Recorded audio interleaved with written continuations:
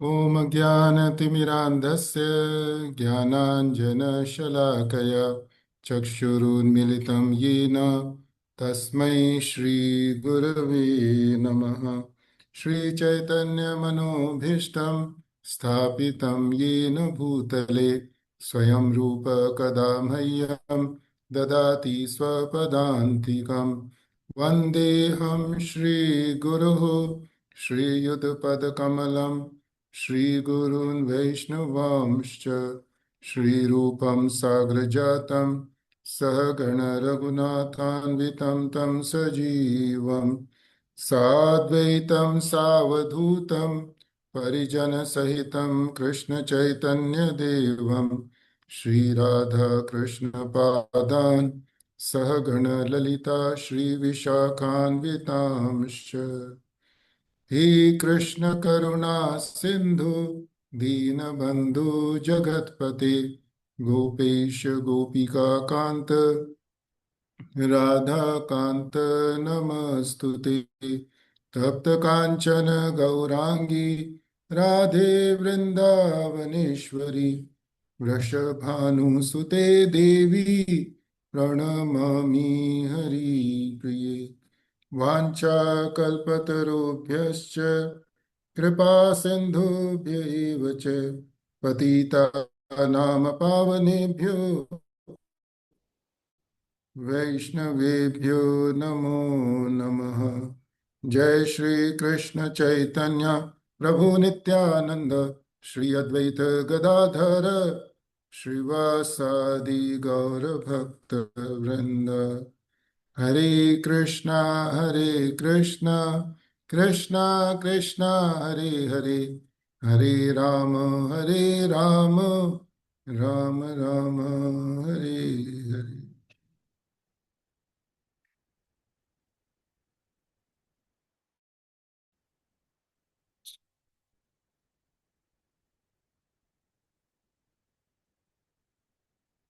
हरे कृष्णा। प्रभुजन माता जी सभी भक्तों का आज के अमृत स्नान सेशन में हार्दिक स्वागत है। पिछले 4 सेशन में हमने चर्चा करी थी कि किस तरह से युधिष्ठिर महाराज भय से ग्रसित थे और बहुत ज़्यादा शोक कर रहे थे। क्यों? क्योंकि वे अपने आप को कुरुक्षेत्र के युद्ध में जो करोड़ों मनुष्यों और दूसरे जीवों की हत्या हुई, उनको लग रहा था वो उनके कारण हुई। उनको बहुत सारे व्यक्तियों ने, यहाँ तक कि शिला व्यास देव जी और कृष्ण भगवान ने समझाने का प्रयास किया, लेकिन उनका शोक खत्म नहीं होता। और फिर भगवान उनको सलाह देते हैं कि उनको भीष्म पितामह देव के पास जाना चाहिए। और उस समय युधिष्ठिर महाराज, पांडव, कौरव, बचे हुए जो कौरव थे, कृष्ण भगवान सभी भीष्म पितामह देव के पास पहुंचते हैं। और जैसा हमने चर्चा करी थी कि भीष्म पितामह देव कुरुक्षेत्र के युद्ध के मैदान में, जहाँ पर युद्ध समाप्त हो चुका है, वहाँ पर बाणों की शैया पे लेटे हुए हैं। और जिस वातावरण में भीष्म पितामह देव लेटे हुए हैं, उसके चारों तरफ अनगिनत शव पड़े हुए थे और इन शवों को चील कौवे खा रहे थे। भीष्म पितामह देव पांडवों को चार विषय के बारे में बताते हैं कि सबसे पहले भीष्म पितामह देव युधिष्ठिर महाराज को सांत्वना देते हैं। और सांत्वना देने के लिए भीष्म पितामह देव युधिष्ठिर महाराज को बोलते हैं कि उनके जीवन में इतनी विपदाएं आई हैं, लेकिन इन विपदाओं के कारण उनको तनिक भी हानि नहीं हुई। और हानि क्यों नहीं हुई, उसका कारण बताते हैं। विप्र धर्म अच्युत आश्रय, कि पांडवों ने हमेशा विप्र अर्थात वैष्णवों का, और धर्म मतलब भगवद गीता भागवतम, और अच्युत मतलब कृष्णा, ये हमेशा इनके आश्रित रहे। तो उनके जीवन में बहुत बड़ी बड़ी विपदाएं हैं, लेकिन विपदाओं के कारण उनकी कोई हानि नहीं हुई। भीष्म पितामह देव बोलते हैं कि यह जो भी कुछ हुआ, यह सब काल के प्रभाव के कारण था। नहीं तो ऐसा कैसे संभव है कि जहाँ पर धर्मराज के पुत्र हो, भीम जैसा योद्धा हो, अर्जुन जैसा शस्त्रधारी हो, और जहाँ पर इन सब की बात छोड़िए, जहाँ पर कृष्ण भगवान स्वयं साथ में हो, और वहां पर ही उन सब जीवों के ऊपर इतने कष्ट आए। तो भगवान युधिष्ठिर महाराज जी समझाते हैं कि बेटा, इस सबको तुम समय का प्रभाव जानकर और भगवान की योजना को समझकर इसको स्वीकार करो, और तुम्हारे आश्रित जो जीव हैं उनकी रक्षा करो। तो युधिष्ठिर महाराज ने जब भीष्म पितामह के मुख से सुना तो उनका शोक समाप्त हुआ। और इसके बाद में भीष्म पितामह देव कृष्ण भगवान के बारे में बताते हैं उनको, पांडवों को, कि जिनको तुमने अपना मित्र माना, सारथी माना, सखा माना, यह स्वयं भगवान है। इनका स्वभाव है सभी जीवों के प्रति समान भाव रखते हैं, लेकिन जो इनके भक्त हैं उन पर विशेष कृपा करते हुए वो भक्त जब अपना शरीर छोड़ते हैं तो उनके सामने प्रकट होते हैं और भगवान से प्रार्थना करते हैं कि भगवान, जब तक मैं अपना शरीर नहीं छोड़ूं तब तक आप मेरे सामने विराजमान रहिए। और इसके बाद में कृष्ण भगवान युधिष्ठिर महाराज को बोलते हैं कि बेटा, इनसे तुम धर्म के विषय में ज्ञान प्राप्त करो, ये भी अपनी इच्छा से शरीर छोड़ने वाले हैं। तो उसके बाद में भीष्म पितामह देव युधिष्ठिर महाराज को धर्म के विषय में ज्ञान देते हैं। और जैसे प्रभुपा जी तात्पर्य में बताते हैं कि भीष्म पितामह देव ने 9 चीजें बताई हैं, या 9 गुण बताए हैं जो सभी जीवों के अंदर होने चाहिए। और यह कोई भी व्यक्ति किसी भी वर्ण में हो, किसी भी आश्रम में हो, regardless of the वर्ण एंड आश्रम, the person must have those 9 qualities हैं। और वो 9 गुण हैं कि क्रोध नहीं करना, झूठ नहीं बोलना, क्षमा करना, मन और शरीर को शुद्ध रखना, धन का समान रूप से वितरण करना, धर्म पत्नी के द्वारा ही संतान उत्पन्न करना, किसी से वैर नहीं करना, सरल स्वभाव रखना, और अंत में जो अपने अधीन लोग हैं या जो सेवक हैं उनको ही हमेशा देखभाल करना और सुरक्षा प्रदान करना। और इसके बाद में भीष्म पितामह देव बताते हैं कि जो जो जीव, जो व्यक्ति ब्राह्मण कैटेगरी में हैं उनके क्या विशेष गुण होने चाहिए, उनकी क्या विशेष जिम्मेवारी है। इसी तरह क्षत्रिय के बारे में बताते हैं, वैश्य के बारे में बताते हैं, शूद्र के बारे में बताते हैं। और प्रभुपाद जी इसके एक श्लोक के तात्पर्य में बताते हैं कि वर्णाश्रम धर्म का उद्देश्य क्या है। What is the purpose of varnashrama धर्म। बहुत सारी रीजन है वर्णाश्रम धर्म के, भगवान ने क्यों उसकी रचना करी। लेकिन जो प्रभुपाद जी तात्पर्य में बोलते हैं मैं उसको रिपीट करूंगा। तो प्रभुपाद जी बोलते हैं the purpose of varnashrama dharma is to train manushya on how to successfully terminate human life. कि वर्णाश्रम धर्म का उद्देश्य क्या है, जो मनुष्यों को ट्रेनिंग देना। किस चीज़ की ट्रेनिंग देना? जिसके द्वारा वे सफलतापूर्वक अपना जीवन को समाप्त कर पाए, अपने जीवन का अंत कर पाए।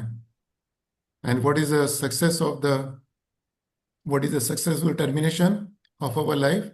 Successful termination of life is अंते नारायण स्मृति। कि अंत समय में भगवान का स्मरण हो। इसका अर्थ है कि हमारे वर्णाश्रम धर्म का जो पालन किया वह सफल हो गया, नहीं तो अदरवाइज इट्स ए फेलियर। और जब भीष्म पितामह पांडवों को वर्णाश्रम धर्म के बारे में बताते हैं तो उस समय उनको एहसास होता है कि सूर्य देव उत्तरायण में प्रवेश कर चुके हैं। और हमने जैसे आपको बताया था पहले 3 सेशन पहले कि भगवद गीता के अनुसार कुछ विशेष समय होते हैं। उस समय पर अगर जीव शरीर छोड़ता है तो उसको ऊर्ध्व गति की प्राप्ति होती है, यह भगवान के धाम में भी जा सकता है। तो शुभ काल कौन कौन से शुभ काल हैं? कि जैसे आ, अगर जो व्यक्ति शरीर छोड़ रहा है, अगर उसके आसपास अग्नि है या यज्ञ हो रहा है वहां पर, या इट्स शुक्ल पक्ष है, या दिन का समय है, और यह उत्तरायण का समय है, तो इसको शुभ काल माना जाता है। योगी लोग इसको शुभ काल मानते हैं शरीर छोड़ने के लिए। तो इससे ऊर्ध्वगति को प्राप्त होते हैं जीव। लेकिन भगवान के धाम में जाने के लिए there is only one condition, अंते नारायण स्मृति। कि कोई भी काल हो, लेकिन अगर भगवान का स्मरण हो तो फिर हम भगवान के धाम में जाते हैं। तो जो भीष्म पितामह देखते हैं कि अभी उत्तरायण का समय आ गया, तो भागवतम से ही स्टॉप्स स्पीकिंग, वह बोलना बंद कर देते हैं। He withdraws all his senses from the matter and he simply focuses on gazing at Krishna. और भागवतम के अंदर, इसी अध्याय के अंदर 31वां श्लोक है। Today we are not discussing that verse, but that verse is very beautiful. That verse tells us that what is the effect of concentrating upon the beauty beautiful form of Krishna। कि अगर भगवान का जो दिव्य रूप है, अगर हम ध्यान पूर्वक उस पर अपनी दृष्टि लगाते हैं तो उसका क्या प्रभाव होता है। तो सुखदेव गोस्वामी कहते हैं there are three effects of concentrating our mind and eyes upon Krishna. विशुद्धया धारणया। विशुद्धया धारणया means the it's focusing our mind upon Krishna. Dharana is one of the 8 stages leading to the samadhi. So in purified meditation, what happens? Hata ashubha. Hata means destroyed. Ashubha means inauspicious. कि इस भौतिक संसार के जो भी कल्मश हैं, जैसे काम क्रोध लोभ जिसके बारे में बात करते हैं, या जन्म मरण का भय हो गया, ये इंद्रियों के भोग की इच्छा है, तृष्णा है, वह सब नष्ट हो जाती है। हत अशुभ। और दूसरा क्या हुआ कि गता युद्ध श्रम। गता मतलब खत्म हो गया, युद्ध श्रम कि भीष्म पितामह देव को कुरुक्षेत्र युद्ध में जो बाण लगे थे, बाणों की वजह से जो शरीर में घाव हुए थे और घावों के कारण जो पीड़ा थी, वह गता युद्ध श्रम, कि वह पीड़ा समाप्त हो गई। और तीसरी चीज है सर्व इंद्रिय वृत्ति निवृत्ति। आप देखिए, निवृत्त सर्व इंद्रिय वृत्ति, कि सारी इंद्रियों की जो वृत्तियां हैं उनसे उनको छुटकारा मिल गया। इंद्रियों की जो, हमारी इंद्रियों की वृत्ति क्या है? हमारी इंद्रियों की वृत्ति है हर एक इंद्रिय से कुछ न कुछ भोग करने का। और भागवत में यहाँ पे बताया गया है कि जैसे ही भीष्म पितामह देव ने कृष्ण भगवान की तरफ अपनी दृष्टि केंद्रित करी, तो उसी समय जो उनकी इंद्रियां हैं, इंद्रियों की जो भोग की इच्छा है, वह समाप्त हो गई। और we can say in other words that he was detached from the matter. Many times we say we have to detach ourselves from the world, from the matter. So what does it mean? This is what it means है that जो इंद्रियों के भोग भोगने की प्रवृत्ति है, हाँ, उससे हमको निवृत्ति मिल जाए। और कैसे मिलती है? जब हम भगवान की तरफ ध्यान केंद्रित करते हैं। सो it's a very beautiful verse. It tells us the effect of concentrating our mind upon the beautiful form of Krishna. कि हमारे भौतिक जीवन में जो भी अशुभ चीजें हैं वो नष्ट हो जाती हैं। दूसरा, हमारा जो श्रम है, श्रम के कारण कष्ट होता है कि अपने जीवन निर्वाह के लिए वर्णाश्रम धर्म में हर एक मनुष्य को बहुत सारे कष्ट उठाने होते हैं, बहुत सारे परिश्रम करना होता है। उस परिश्रम की पीड़ा समाप्त हो जाती है। और तीसरा, इंद्रियों की जो भोग भोगने की प्रवृत्ति है वह भी समाप्त हो जाती है। तो अब इसके बाद में भीष्म पितामह देव भगवान की स्तुति करते हैं। कृष्ण भगवान उनके सामने खड़े हुए हैं, वो भगवान के ऊपर दृष्टि केंद्रित किए हुए हैं। और अभी उनकी ऐसी अवस्था है भीष्म पितामह देव की कि उनको, जैसे हमने आपको बताया, कि भौतिक संसार के सारे कल्मश उनकी मुक्ति हो चुकी है। उनके मन में किसी भी तरह का काम क्रोध मोह लोभ मैं कुछ भी नहीं है, मृत्यु का भय नहीं है उनको, शरीर में किसी भी तरह की पीड़ा नहीं है, और किसी भी इंद्रिय से उनको भोग भोगने की प्रवृत्ति नहीं है। Means he is completely liberated from the material conception of life, completely detached from the matter, and what is left once we are away from the matter, then the only soul is left in, right? It's a purified consciousness, right? सब उस स्थिति में भगवान की स्तुति कर रहे हैं। So there are 11 verses spoken by Bhishma Pitamaha Dev, and devotees have volunteered to recite those verses, recite the translation, and at the same time to speak few words in couple of 2 or 3 minutes in the form of takeaways or the lessons learned for the benefit of all other devotees. Srimad Bhagavatam 1.9.32 Shri Bhishma Uvacha Iti Matira Upakalpita Bhitishna Bhagavati Sattva Pungave Vibhuti Swasukham Upagate Kvachid Viharatum Prakritim Upeyushi Yatbhav Pravaha. Translation by Srila Prabhupada. Srila Prabhupada ki jai. Bhishma Dev said, "Let me invest my thinking, feeling, and willing, which were so long engaged in different subjects and occupational duties, in the all-powerful Lord Krishna, Sri Krishna. He is always self-satisfied, but sometimes, being the leader of the devotees, he enjoys transcendental pleasure by descending on the material world, although from him only the material world is created." तो जैसे कि अभी तक प्रभु जी ने बताया कि भीष्म पितामह के mood के बारे में बताया, ये श्लोक जो है ये बहुत ही इंपॉर्टेंट श्लोक है, क्योंकि ये बताता है कि किस तरह डिस्ट्रेसफुल सिचुएशन में एक भक्त होने के बावजूद भी उसके प्रेयर करने का मूड क्या होना चाहिए। जैसे प्रभु जी ने बताया कि भीष्म पितामह बहुत स्ट्रेसफुल थे, सो ये इसलिए ये श्लोक जो है स्टार्ट होता है इति दस, इस प्रकार। फिर उन्होंने क्या किया, इस प्रकार अपने इन्वेस्ट किया।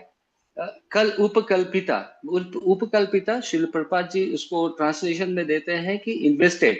Now this is one of the very important words, he did not say that fix your mind into Lord Krishna. He said, Prabhupada is saying, invest your mind in Lord Krishna. भगवान प्रभुपाद जी ने बोला कि अपने दिमाग को आप invest करिए, न कि फिक्स करिए। Now, fix is something which is little bit, it is non-emotional. लेकिन इन्वेस्टमेंट एक ऐसा चीज है जो कि is a two way process, and the literal meaning is to spend time and energy on something that you feel is good for you. तो भीष्म पितामह ने ये अपॉर्चुनिटी को लिया और उनको लगा कि ये सही अपॉर्चुनिटी है कि अपने माइंड को फिक्स इन्वेस्ट करे भगवान श्री कृष्ण में। और दूसरा जो एक सबसे इंपॉर्टेंट बात है कि वितृष्णा, जैसे प्रभु जी ने बताया कि उन्होंने अपने सेंसेस को पूरा समेट लिया, और समेटने के बाद में किया मति प्रभुपाद जी फिर से मति का बहुत ही अच्छा एक एक्सप्लेनेशन देते हैं। मति means thinking, feeling and willing. So what he did is thinking is an action using the mind and intelligence in producing the thoughts। तो अपने सोच को उत्पन्न करने के लिए जो एक्शन होता है उसको थिंकिंग बोलते हैं, और इस सोच को उत्पन्न करने के बाद में फिर then what he did, feeling that this idea is something true which is actually is connecting, ये जो सोच है वो बिल्कुल सत्य है। एंड विलिंग मतलब कि इस सोच को एग्जीक्यूट करने के लिए उनको किसी ने परसुएट नहीं किया, कोई धक्का नहीं मारा। तो ये जो मूड है कि खुद से भीष्म पितामह को लगा कि उनके मति को भगवान के चरणों पर इन्वेस्ट करना है, और इन्वेस्ट करके प्रेयर करना है। तो उसी तरह से हम लोगों की भी सिचुएशन है, टेक अवे इज इसके बाद में तो किसके ऊपर करना हो तो नेक्स्ट 3 लाइन में बताया है। But what is the best takeaway for me at least Prabhu ji, that this shlok defines that as a as an individual जो कि who are suffering with a material pang on day to day life and under the stress on a daily basis, what should be the mood to pray Lord Krishna? And then Shrila Prabhupada ji एक बहुत अच्छी बात इसमें purport में बताते हैं कि pure devotee has no desire other than the service of the lord. तो यहाँ पे भीष्म देव की भी कोई डिजायर नहीं थी, he was about to die, so उनके कोई डिजायर नहीं थी, but his only desire was to do the service to the Lord. And then he says that desire cannot be wiped out. मतलब कि हमारे अंदर में यदि कोई इच्छा है, इच्छा को खत्म नहीं कर सकते हैं, तो क्या कर सकते हैं? But they have only to be purified, हम इसको शुद्ध कर सकते हैं। और शुद्ध कैसे कर सकते हैं? तो भगवान का के चरणों पर अपने मति ही को वितृष्णा करके, उपकल्पिता करके ही हम अपने डिजायर्स को प्यूरिफाई कर सकते हैं, जिससे भगवान हमारे ऊपर कृपा करे। हरे कृष्ण प्रभु जी। हरे कृष्णा। थैंक यू प्रभु। थैंक यू सो मच प्रभु for sharing your nice realisations. इसमें भागवतम का पहला स्कंद का 9वां अध्याय का 34वां श्लोक, 33 श्लोक। त्रिभुवन कमनं तमालवरणं रविकर गौरवराम्बरं दधाने वपुरलककुला वृताननाब्जं विजयसखेरतिरस्तु मे अनावधा। हरे कृष्ण।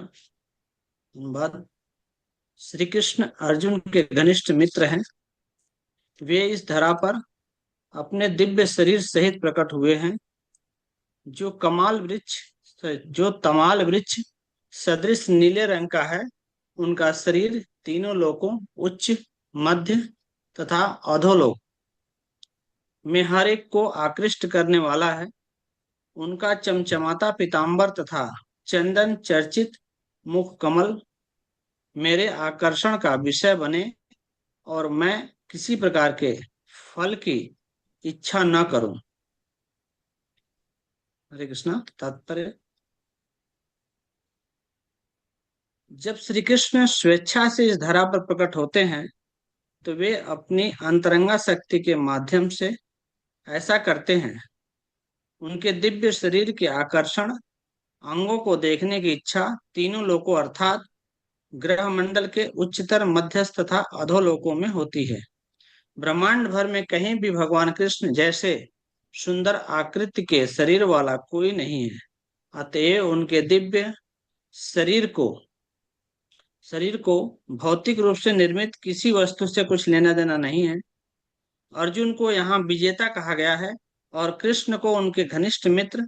कुरुक्षेत्र युद्ध के बाद सरसैया पर लेटे भीष्म देव भगवान कृष्ण की वेशभूषा का स्मरण कर रहे हैं, जिसे वे अर्जुन के सारथी के रूप में धारण किए हुए थे। जब अर्जुन तथा भीष्म के मध्य युद्ध चल रहा था तो भीष्म का ध्यान उस समय भगवान के ऊपर था, कृष्ण के ऊपर था। जब सूर्य की उनके किरणें उनके ऊपर पड़ रहे थे, उनके पीले वस्त्र के ऊपर, तो एक पीताम्बर जैसा चमक रहा था। तो उस समय भीष्म पितामह भगवान के वीर रस का साधन कर रहे थे। तो यहाँ पर इस श्लोक से हमें यह शिक्षा मिल रही है कि भक्त का जो भगवान के साथ संबंध होता है वो शाश्वत होता है।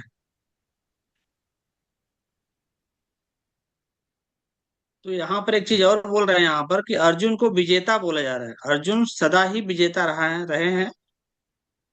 तो भीष्मदेव ऐसे अवसर का लाभ लेकर विजय सखे, अर्जुन को यहाँ विजय सखे के नाम से बोलते हैं। तो इसमें बहुत इंपॉर्टेंट शब्द यहाँ पर यह है कि क्योंकि प्रभुपाद जी हमें बताना चाह रहे हैं कि भक्त और भगवान, भगवान के भक्तों को अगर उनके भगवान के नाम के साथ अगर जोड़ा जाता है, पुकारा जाता है, तो ऐसे में भगवान बहुत प्रसन्न होते हैं, अत्यधिक प्रसन्न होते हैं। तो ये बहुत इंपॉर्टेंट यहाँ पर, मतलब भक्त और भगवान के बीच के रस बंधनों का एक इम्पोर्टेंट जो हमें जानने को समझने को मिल रहा है यहाँ पर इस श्लोक से। और यहाँ पर ब्रजराज की गोपियों का अनुकरण भी कर रहे हैं, मतलब गोपियों और भगवान को जैसे गोपियां जितने प्रिय थी, क्योंकि वहां पर गोपियों को समझाने के लिए गए थे, लेकिन उनको कोई भी शास्त्र ग्रंथ कोई संबंध नहीं था। अक्रूर जी, अक्रूर जी उनको सब तरह से समझाने की कोशिश किया शास्त्रवत, लेकिन उनको कुछ भी समझ में नहीं आया। तो ये संबंध भगवान और भक्त के बीच में ही वो समझ सकते हैं और कोई नहीं समझ सकता। यहाँ पर ये भी एक बहुत इंपॉर्टेंट पॉइंट सीखने को मिला है। तो ये जो जीते जाते जो उदाहरण हैं हमें अपने जीवन में उतारना चाहिए, जिससे हम भगवान के नजदीक अति शीघ्र उनकी भक्ति में हम पहुंच सके या उनके प्राप्त कर सके, ऐसा हमारा लक्ष्य होना चाहिए। हरे कृष्ण। हरे कृष्ण प्रभु, धन्यवाद, प्रणाम टू एवरीवन। युधितरगो विधुम्र विश्व कचलुलित श्रमवार्य अलङ्कृतस्य मम निश्चित शरैर्विविध्यमान त्वचि विलसत् कवचेस्तु कृष्णात्मा। Translation and purport by A.C. Bhaktivedanta Swami Srila Prabhupada ki jai. On the battlefield where Sri Krishna attended Arjuna out of friendship, the flowing hair of Lord Krishna turned ashen due to the dust raised by the hoofs of the horses, and because of his labor, beads of sweat wetted his face. All these decorations, intensified by the wounds dealt by my sharp arrows, were enjoyed by him. Let my mind thus go on to Sri Krishna.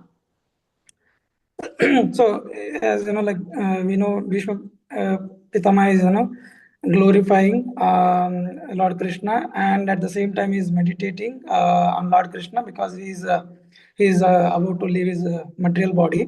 So in the purport, like Prabhupada mentions, what is the relationship the Bhishma Deva has with Lord Krishna. So we know Lord accept the reciprocates, accepts service or reciprocates with the devotees based on the different humors like rasas. There are basically 5 different rasas, right? Shanta, Dasya, Vatsalya, Sakya, and Madhurya. So in Bhagavad Gita also, in the introduction part, these things are mentioned, and Prabhupada has given examples also, like Hanuman falls under the Dasya Bhav, Arjuna in the Sakya Bhav, Mother Yashoda Vatsalya, and Gopis in the Madhurya Ras. So here Prabhupada says Bhishma Dev is in the falls under Sakya Bhav, Dasya Bhav, servitorship. And also Bhishma Dev is glorifying and also he is repenting because he is shooting arrows against Lord, the Supreme Person. But Prabhupada says since Lord is transcendental, so there is no question of Lord being hurt or wounded by the arrows. Prabhupada gives a comparison of the arrow shot by Bhishma Deva, similar to another pure devotee throwing soft roses on the Lord. And when the Lord appears on this material world, right? For some people like asuras, especially, he appears to be just like one of us, like conditioned souls. So Prabhupada gives examples of the Kamsa who was trying to kill the Lord Krishna from the very beginning, like when he was a child, and Ravana trying to kill wanted to kill Rama, but they don't know the who is the Lord. Hare Krishna. So Yeah, Hare Krishna. Yes, Prabhu.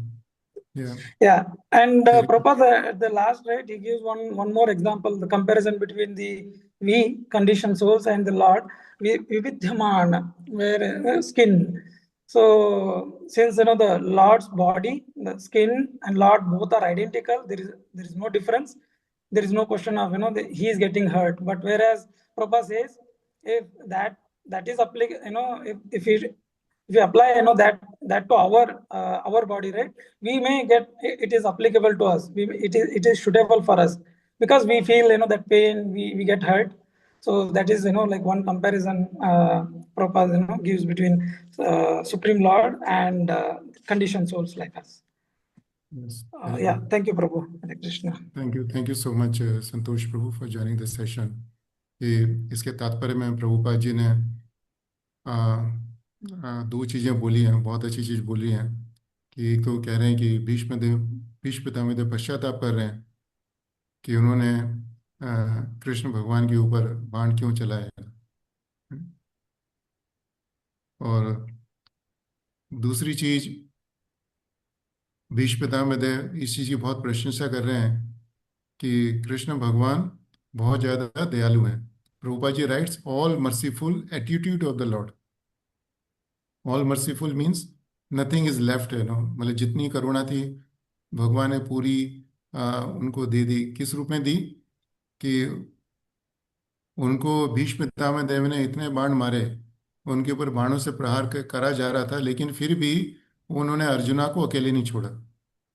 एक तो करुणा वो ही हुई, और दूसरा कि जिस व्यक्ति ने उनके ऊपर बाण चलाए है वह उस व्यक्ति की इच्छा पूरी करने के लिए स्वयं वहां पर चल के आ गए हुए हैं।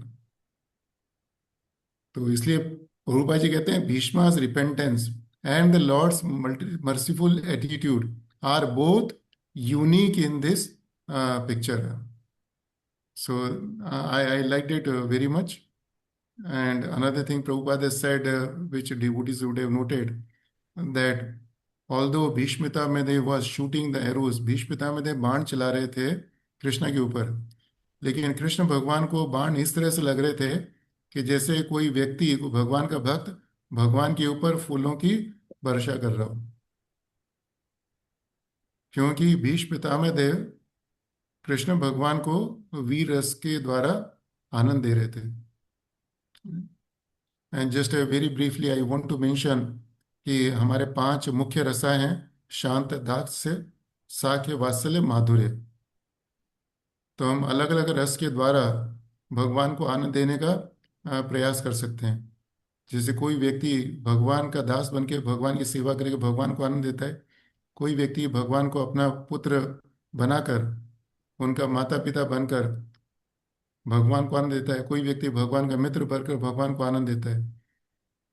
तो ये 5 मुख्य रस हैं, और इनके साथ साथ और दूसरे 6 दूसरे रस भी हैं, जिसको हम सेकेंडरी रसा बोलते हैं।